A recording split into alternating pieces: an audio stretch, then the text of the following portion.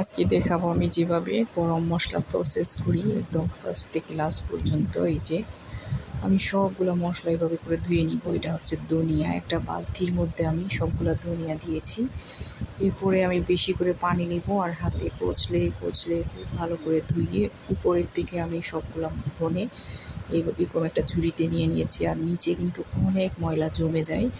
আমি প্রায় অনেকবার করে এই মশলাগুলো পরিষ্কার করে ধুয়ে নিয়েছি। এরকম করে আমি সব মশলা ধুয়ে এই যে চুলার উপরে শুকিয়ে নিই। বেশিরভাগ সময় রোদ্রে দেওয়া ঝামেলা, বিভিন্ন সমস্যা হয়। নিচে একটা তাওয়া দিয়েছি আর উপরে হচ্ছে থালিটা দিয়ে আমি লো হিটে আস্তে আস্তে করে এভাবে করে মশলাটা 2 দিন 3 দিন করে শুকিয়ে নিব। সমস্যা নেই যে কয়দিন লাগে, দেখা যায় একদিনও শুকিয়ে যায়। এরপরে হচ্ছে এই যে এখানে যে মশলা আছে এগুলো সব আমি ধুয়ে কিন্তু এভাবেই শুকিয়ে নিয়েছি, সব রকমের মশলা। তারপর হচ্ছে এখন আমি এগুলো প্রসেস করতে চলে যাব, মানে রেডি করতে চলে যাব। এই যে দেখেন তেজপাতা, দারচিনি, এখানে হলুদগুলোও কিন্তু আমি চুলার উপর শুকিয়ে নিচ্ছি একদম লো হিটে, নিচে একটা তাওয়া দিয়ে।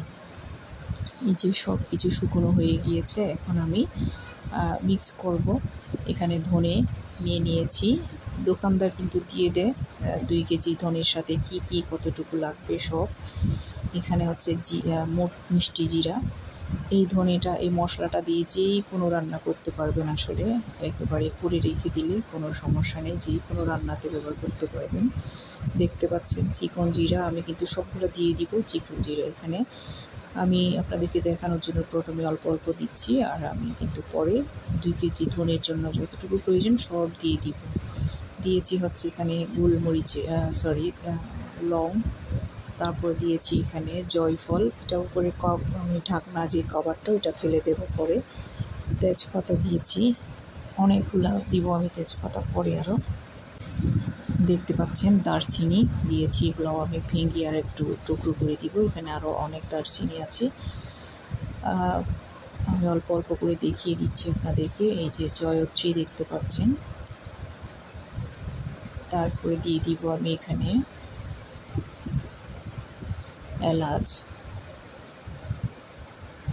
এরপরে দিয়ে দিব এখানে আমি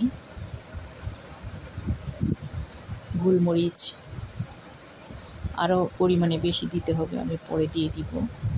তারপর দিয়ে দিচ্ছি যে দেখেন রাঁধুনি, এটাও কিন্তু খুবই মজার একটা মশলা।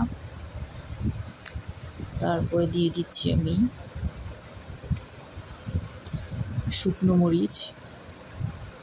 আপনারা মশলা যতটুকু নেবেন সেই পরিমাণে সব কিছু দিয়ে দিবেন।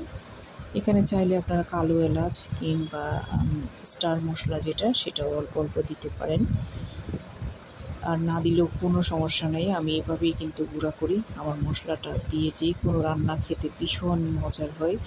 খুব ভালো করে মিক্স করে এখন এটা আমি গুঁড়া করে নিয়েছি। এই যে দেখেন মেশিন থেকে গুঁড়া করে আনার পর এটার কালারটা যেমন সুন্দর হয়েছে, আর গুঁড়াটা কত সুন্দর হয়েছে দেখেন। এটা দিয়ে আপনারা যে কোনো রান্না করতে পারবেন একদম ইজিলি। রান্নার স্বাদ অনেক অনেক বেড়ে যাবে। একসাথে প্রসেস করে বেশি করে রেখে দিলে আসলে বারবার করে করতে হয় না। রেসিপি ভালো লাগলে একটা লাইক কমেন্ট করে আমার পাশে থাকবেন। এই যে এটা আমি একটা কৌটার মধ্যে খুব ভালো করে ঢাকনা দিয়ে একদম রেখে দিব। আপনি 6 মাস খেলেও কিন্তু কোনো সমস্যা হবে না এই মশলাটা।